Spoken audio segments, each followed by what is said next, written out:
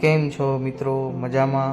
આજે આપણે રાપરથી 5 કિલોમીટર દૂર આવેલા ત્રિકમ સાહેબની જગ્યા ગંગાઘાટ વીરડાના દર્શન કરવા માટે જવાનું છીએ. તો આપણે રાપરથી નીકળી ગયા છીએ ત્રિકમ સાહેબની જગ્યા તરફ જવા માટે.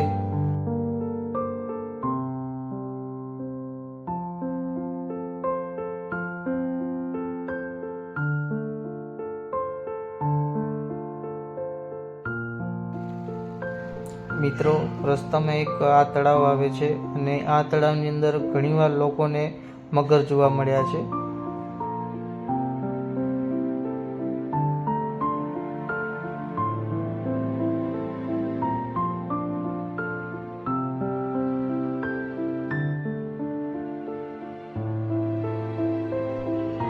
તો મિત્રો, આપણે ત્રિકમ સાહેબની જગ્યાએ પહોંચી ગયા છીએ. ચાલો હવે આપણે ત્રિકમ સાહેબના દર્શન કરી અને અંદર શું શું છે એ હું તમને બતાવું.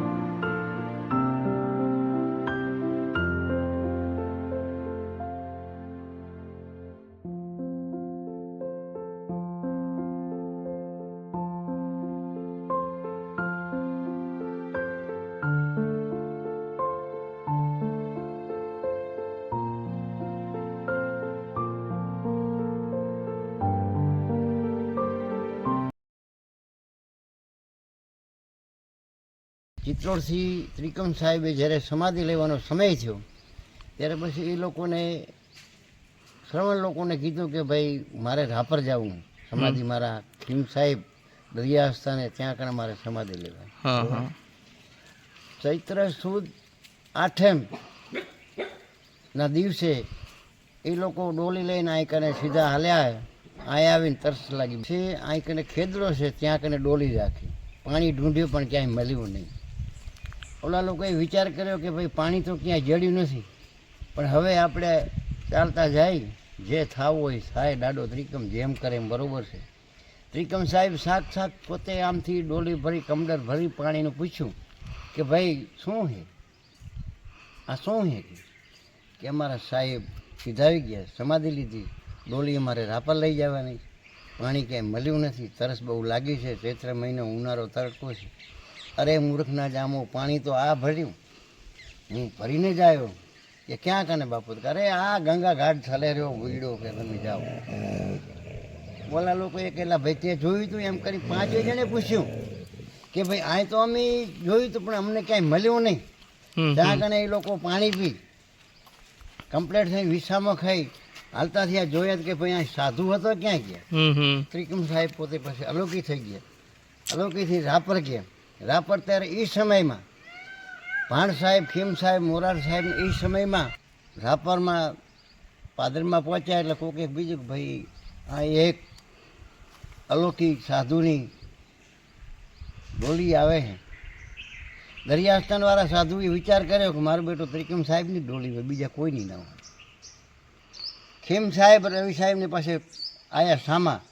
ત્રિકમ સાહેબને સમાધિમાં અવાજ કર્યો કે ત્રિકમાં આમ ના અવાય, ત્રિકમાં ચાલી ના આવ. ત્રિકમ સાહેબે અહીંયા કને પછી ઊભા રહી રાપરમાં શરાપ દીધો કે તમને ખબર નથી કે હું કોણ છું, હું કોણ છું, હું કેનો બંધો છું, તમને ખબર નથી. પણ જા વાત છે ચાલો વાંઢી બજાર. હા, એ ત્રિકમ સાહેબે સાક્ષાત વાંઢી બજાર અહીંયાથી કીધી. ત્યાંથી પોતે ચાલતા ગયા, દરિયા આસ્થાનમાં ગયા. તો ક્યાંય સમાધિ દેવાના એ લોકો કોઈ નાના પાડી શક્યા? સમાધિ દેવાનો સમય થયો, નાના પાડી શક્યા? ઓલા મૂંઝાણા જગ્યાના માલિકો બધા કે હવે આપણે ના તો કેમ પાડવી, આટલા પરચા દીધા, ના કેમ પાડવી? પછી એ લોકોએ પ્રયત્ન કરી.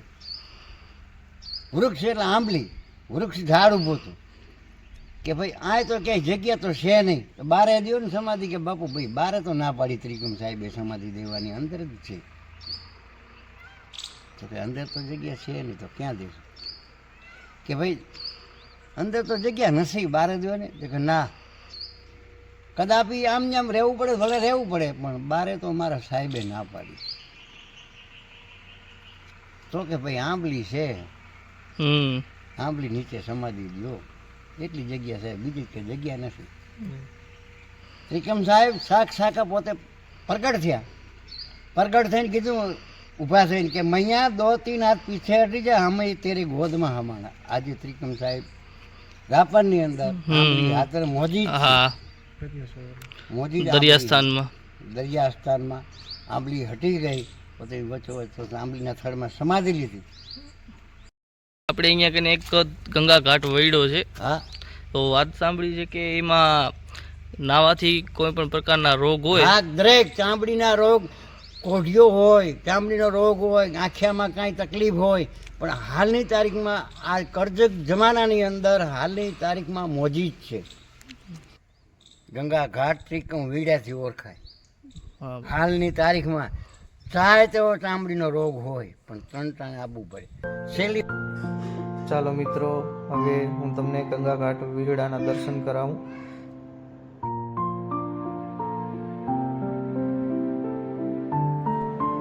મિત્રો, આ છે એ વીરડો જ્યાં નાવાથી ચામડીના દરેક પ્રકારના રોગ મટી જાય છે.